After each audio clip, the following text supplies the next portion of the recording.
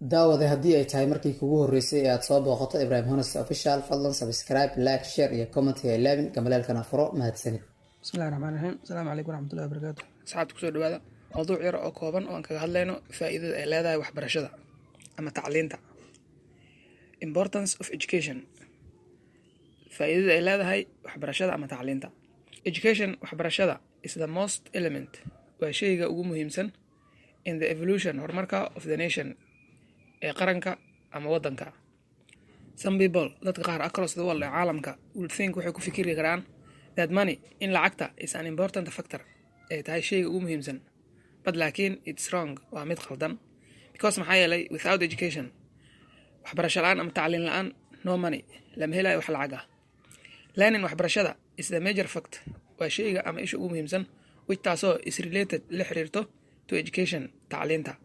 If you learn, haddii aad barato new things, waxyaabo cusub, then kadib you will educate, waxaad waxbari doontaa more and more, in badan iyo in badan. Without education, tacliin la'aanta, you will not explore, ma fahmi kartid the new ideas, fikirada cusub. It means, taas waxay la mid tahay, you will not be able, awood uma yeelan doontid, to develop inaad horumarisid the world, adduunka. Because maxaa yeelay without ideas, fikir la'aanta, there is no creativity, ma jirayaan wax la abuuri karo ama wax la alifi karo. And without creativity, abuurid la'aantana, there is no development, ma jirayso horumar. Across the world, caalamka daafiisa, we saw waxaan aragnaa that some countries, in wadamada qaarkooda, are more germinate, ay ka horumar badan yihiin, and some are not, qaarna aysan horumar lahayn. The country wadanka, which kaasoo is more growing, koraayo, wuxuu leeyahay the more educated people, dadka aqoon-yahanada ah.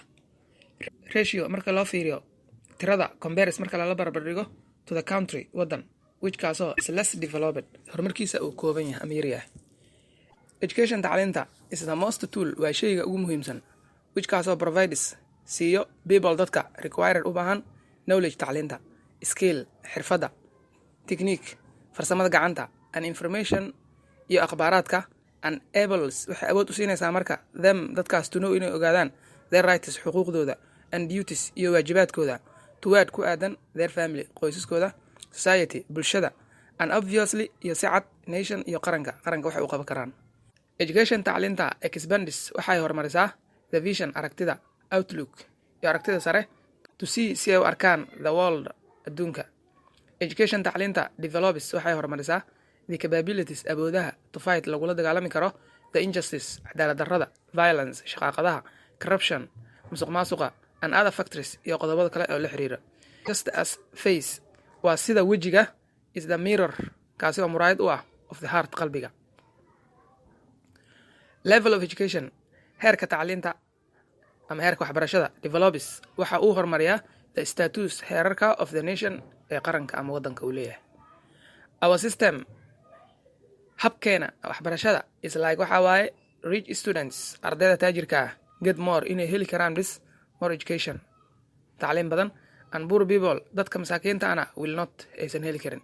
dadka systemkaasa ka dhacdhacsan.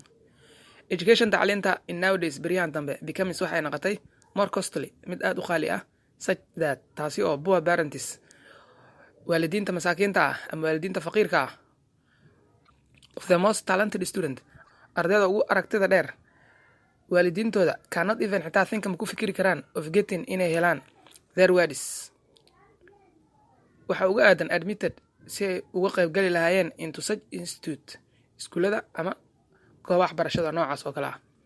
We need, waxaan u baahannahay a system, hab, dadkaasoo will provide, sii karo equal opportunity, fursad siman, to both, labadaba, rich and poor students, ardayda masaakiinta ah iyo ardayda taajiriinta ah, dad kuwaasoo can contribute, kusoo kordhi karo to the development, horumar of the country, ee wadanka.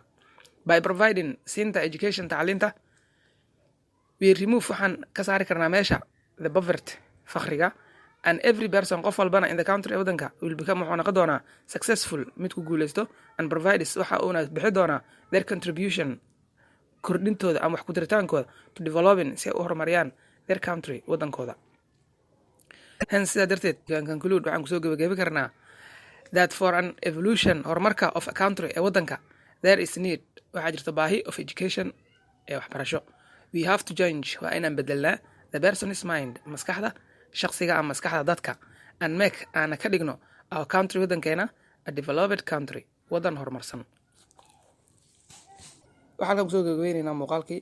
haddii muuqaalo kale aad jeceshiin in ladin soo kordhiyo, muuqaalka like saara, siin share gareeya, commentina kusoo qora qof walba mawduuca uu jecel yahay in looga soo hadlo. asalaamu calaykum waraxmatullahi wabarakatu.